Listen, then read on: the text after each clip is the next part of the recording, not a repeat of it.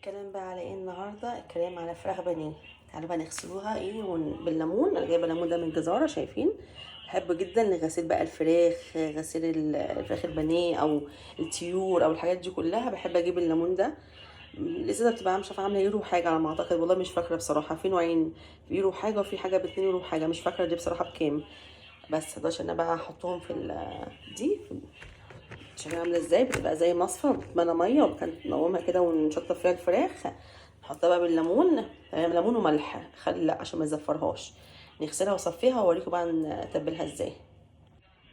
يعني بقى غسلناها وصفيناها كويس زي ما انتم شايفين. نحط بقى بصلايه تمام كده. نحط بقى زبادي عشان تطريها اكتر.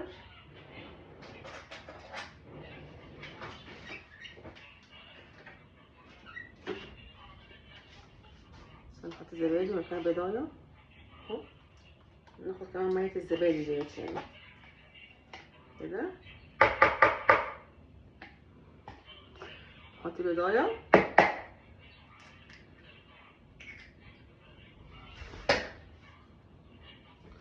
تمام.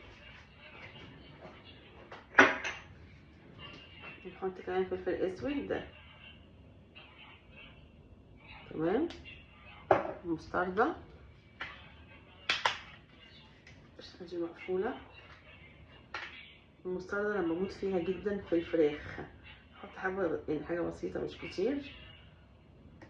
طب خلوني افتحها وارجع تاني. مستردة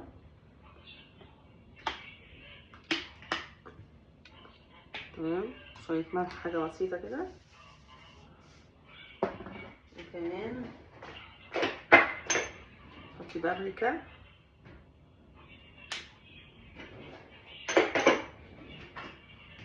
وليمون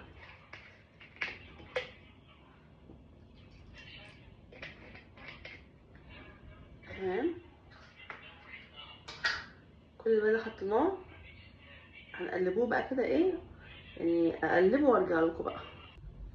زي ما انتم شايفين بقى كده خلاص اهو قلبناها تمام. طبعا عاملاها من بالليل، هعملها تاني يوم الصبح لو سبتها بقى في التتبيله زي ما انا عاملاها كده بتطلع الفراخ طعمها روعه روعه روعه.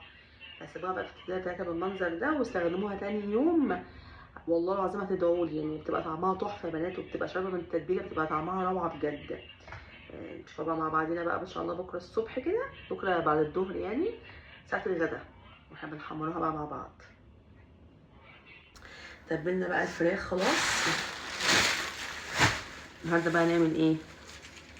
جايبه انا ايه منتهى الخضار. جايبه سيب الكيس ده مكانه هنا وانا هشيله. شيل بس منه اللبن. جايبه من منتهى الخضار تشيما.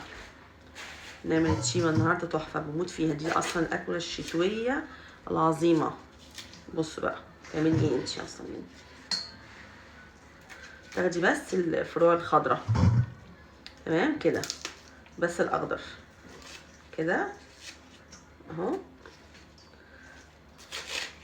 كده اهو زي ما انتم شايفين كده. بس العيدان طبعا لا تمام. وبيبقى في حته بروكلي كده تاخديها برضو تمام. اكله تحفه، اصلا اكله ايطاليه، دي مكرونه ايطاليه عامه يعني تحفه، يعني اكله جامده جامده جميله اهو كده. تاخدي الفروع الخضراء كلها زي ما انت شايفه كده كده اهو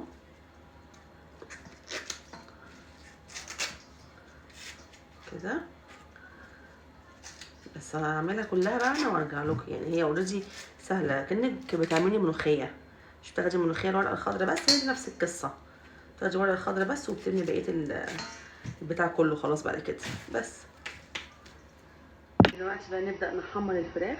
هنا معانا دقيق. بصوا بقى هنا هحط ايه انا. ده فيجيدار دوت بيتجاب من الجزاره. فيجيدار دوت اللي هو زي اللي اسمه ايه، زي زي بتاع مصر، فيجيدار بتاع مصر ده تمام. جميل جدا، عايزه اقول لكم بيخلي الفراخ طعمها روعه. انا احط حبه كده حلوين ان يدي طعم قرمشه للفراخ، جميله جدا. ده بيغنيني ممكن ان احط نشا تمام كده. الزيت شكله سخن جدا وريحته طلعت، وطينا عليه النار اهو كده. بسم الله. نبدا بقى ايه، ناخد فراخ نحطها في الدقيق والفيجيدار وايه، نبدا نحمر. بسم الله. طبعا الفراخ دي انا متبلاها قبلها بيوم، يعني قبلها بيوم وانا متبلاها اصلا يعني. تمام. نبدا بقى ايه، نخمم كده. اشطف ايديا هنا، اشطف ايديا عشان الدقيق ما يجمعش في ايدي. تمام. وانا مش عايزاه يكلكع، يعني عايزاه يبقى كده. نبدا بقى نعلي النار تاني وننزل بالفراخ بقى ايه. بسم الله الرحمن الرحيم. كده في الزيت، شايفين؟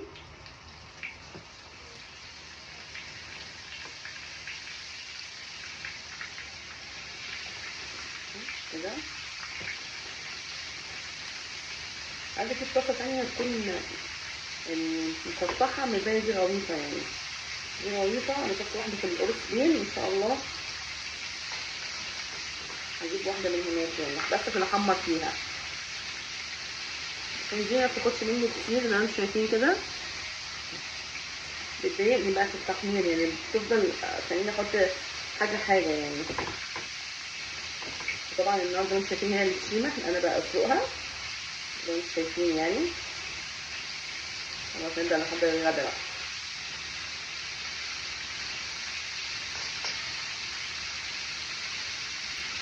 شايفين الكفر بتاع الفراخ عامل ازاي؟ بصوا،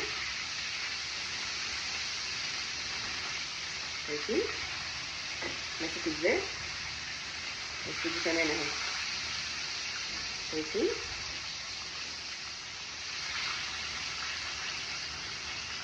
اهي برضه دي، شايفين شكلها؟ بصوا شكلها عامل ازاي؟ شوفوا الكفر ماسك في نفسه ازاي؟ تحفه. لو جربتوا الطريقه دي مش هتبطلوا ابدا ابدا تتبلوا الفراخ بالطريقه اللي انا بعملها دي، هتعملوها عندكم. احلى طريقه تتبيله الفراخ، كريسبي من بره ومن جوه طريه جدا على فكره. هكمل بقى وارجع لكم. تعالوا بقى نعمله ايه. المكرونه على توم باودر، ممكن تحط توم تاني على فكره، يعني الشوجه دي.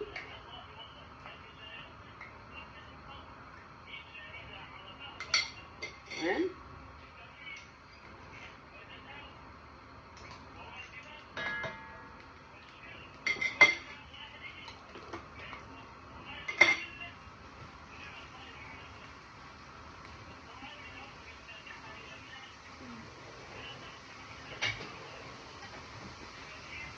نحط بقى ايه كمان، زيت زيتون.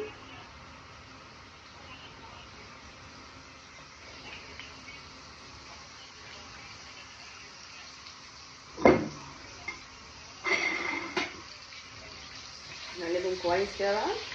عايزه الانشوجه دي كده تدوب في الزيت. تمام.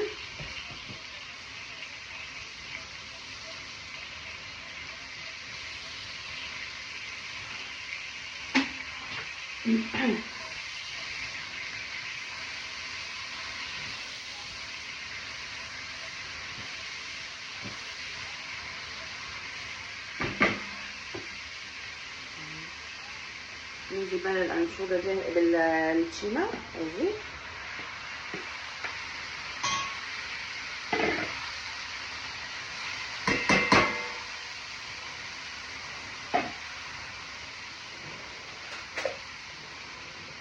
نقلبها بقى هنا كده بالراحه طبعا عشان الحله. انا عايزه ايه، فاتكهم من بعضهم يعني. بصوا المكرونه دي روعه، مكرونه ايطالي ايطالي يعني، تحفه تحفه يعني. لو جربتوها والله العظيم بصوا مش هتندموا. انا النهارده كنت عايزه اكتر من كده انشوجه بس سوداني شيمه، ولكن للاسف السوق النهارده كنت رحت بقى قبل ما رحت على السواق الوقت متاخر، ف لقيت بس الحبه دول يعني. كل بياخدها الطلاينه بياخدوها بكميه فظيعه فظيعه. بس نعلي بقى النار وننزل بالمكرونه على طول.